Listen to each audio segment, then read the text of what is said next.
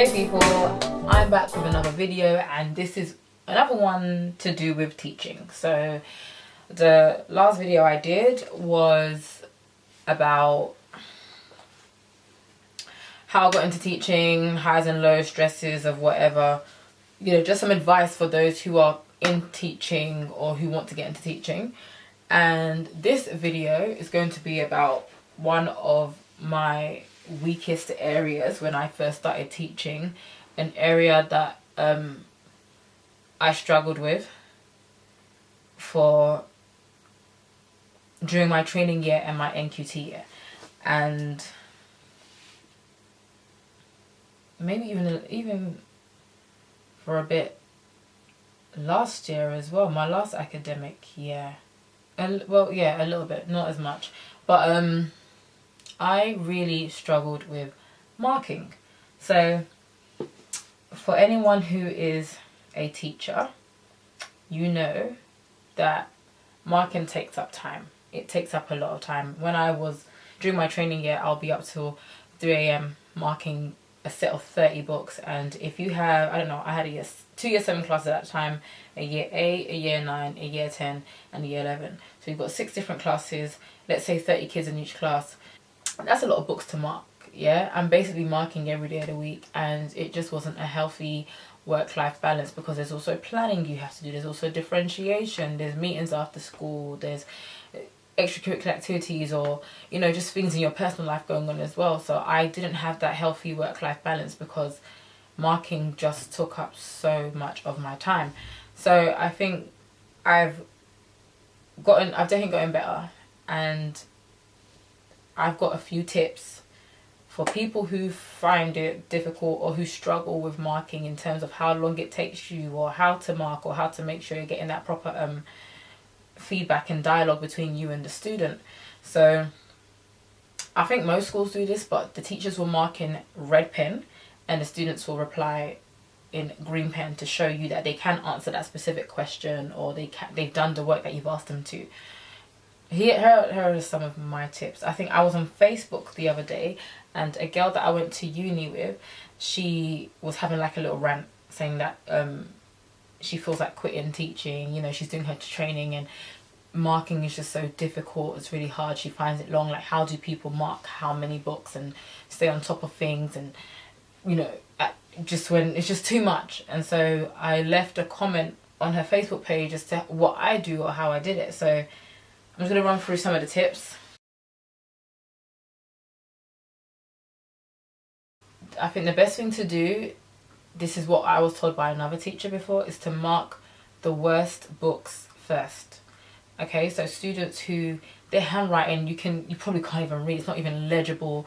The books that you look at those books and you think, oh, that book is just giving me a headache. Like those kind of books where the students' work might not be up to, as great as you think it is, the presentation, the books that you're dreading to mark, basically, those are the ones you should mark first, when you're more alert, you're more aware, you're more attentive to detail. So mark those ones first. So you can break it up. So if you have a class of 30, I don't know, you might do 5 books before school, you might do maybe 3 or 4 at lunchtime, you might do another 5 after school. So that's, in theory, that's at least 13, 14 books done within one day, within one school day. And then you might take another 5 or 10 home. But literally within that one day, within the school day, you've got it done. Obviously, you can only get that done if you've done all your marking. If you've done all your planning and you don't have any other distractions during the school day. But it is possible. You might have to get to work a bit earlier. You might have to wake up a bit earlier and do it. But at least you're awake, you're more alert, you're attentive. You just know what you're looking for in terms of marking.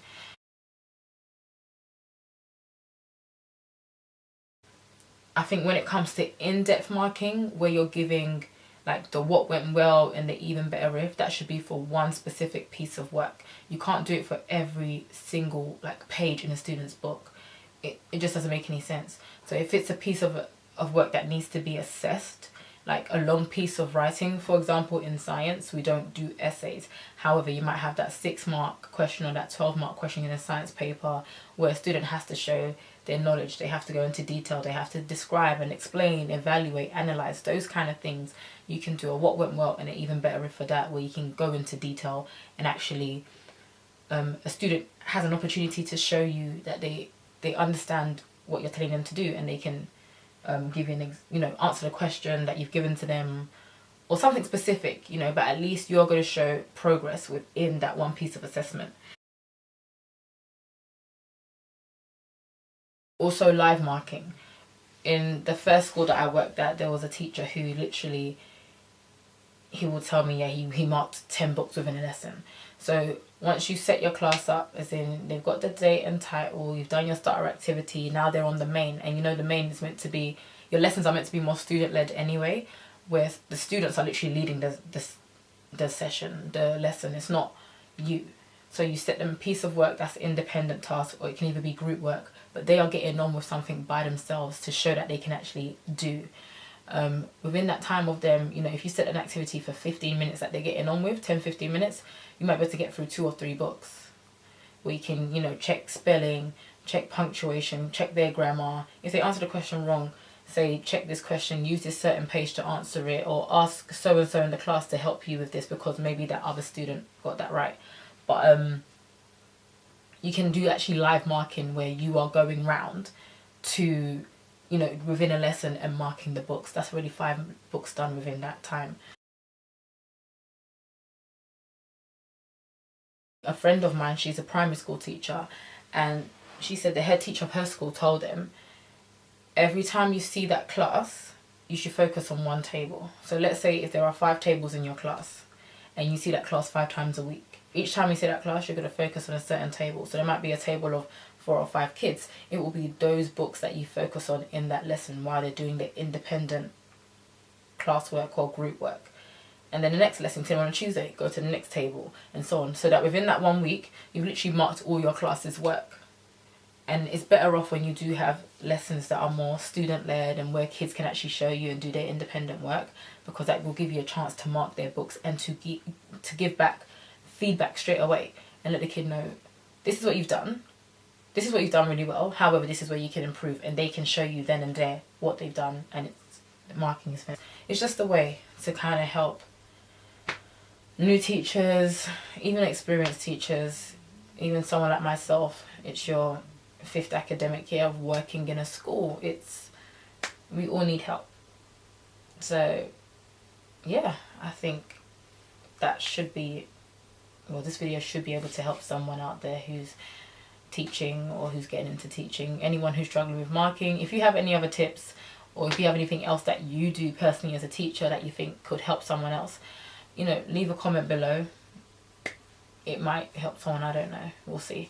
But I hope those of you who are teachers or who have an interest in becoming a teacher, I hope you find this beneficial and really helpful. And I'll be back when I do this.